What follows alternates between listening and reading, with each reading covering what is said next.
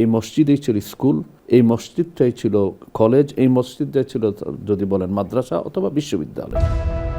রাসূল সাল্লাল্লাহু আলাইহি সাল্লামের সময় যে আমরা মসজিদ দেখেছি, যে মসজিদের ভূমিকা দেখেছি,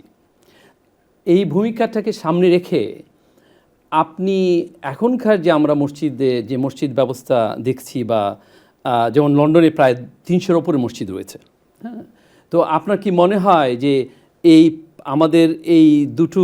দৃষ্টান্তকে সামনে রাখলে আপনি কি রকম ব্যবধান দেখতে পান? ইসলামী সমাজ কায়েমের জন্য প্রধান ভিত্তি যেই জিনিসটা সেটাকে উনি প্রথমেই করেছেন মসজিদ, এবং সেই সময় এই মসজিদটাই ছিল রাসূল সাল্লাল্লাহু আলাইহি ওয়াসাল্লাম যে সমাজটা পরিচালনা করবেন সেই সমাজের বলতে পারেন এটা একটা সেক্রেটারিয়েট। এবং রাসূল সাল্লাল্লাহু আলাইহি ওয়াসাল্লাম সমাজ গড়ে তোলার ক্ষেত্রে প্রথম যে বিষয়টির উপর সবচেয়ে বেশি গুরুত্ব দিতেন সেটা হচ্ছে নৈতিক শিক্ষা এবং সমাজকে শিক্ষিত করে গড়ে তোলা। এবং এই মসজিদ কেন্দ্রিকেই কিন্তু তিনি শিক্ষা ব্যবস্থা শিক্ষা গড়ে তুলেছেন। এবং সেই দিক থেকে আমরা বলতে পারি এই মসজিদেই ছিল স্কুল, এই মসজিদটাই ছিল কলেজ, এই মসজিদটাই ছিল যদি বলেন মাদ্রাসা অথবা বিশ্ববিদ্যালয়। এখান থেকেই আমরা দেখি আবু বকর রাদিয়াল্লাহু তাআলা আনহুর মতো, ওমর রাদিয়াল্লাহু তাআলা আনহুর মতো, উসমান রাদিয়াল্লাহু তাআলা আনহুর মতো লিডার ব্যক্তিত্ব তৈরি হয়েছেন।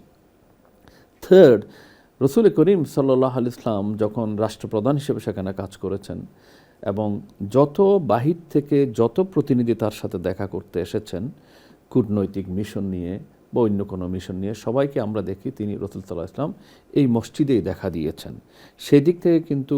মসজিদটা ছিল ওনার রাষ্ট্র পরিচালনা, বিশেষ করে আন্তর্জাতিক সম্পর্ক সংরক্ষণ এবং উন্নয়নের প্রধান কেন্দ্র।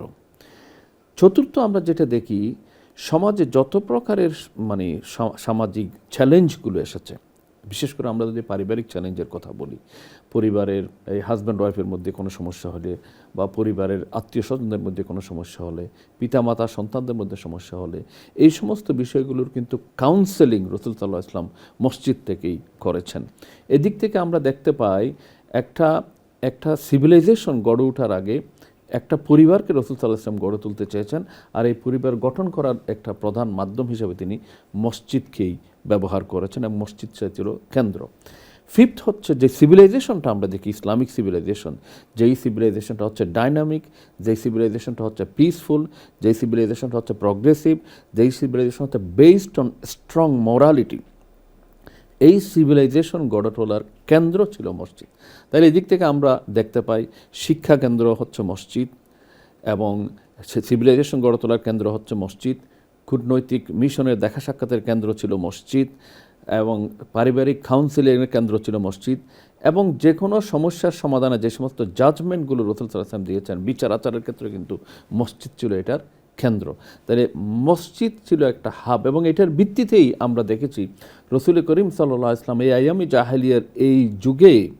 মদিনাতে এমন একটি সমাজ, এমন একটি সুন্দর রাষ্ট্র, এমন একটি সভ্যতা গড়ে তুলেছিলেন যে সভ্যতার তুলনা আজকে 1500 বছর পর আজ পর্যন্ত পাওয়া যায়নি।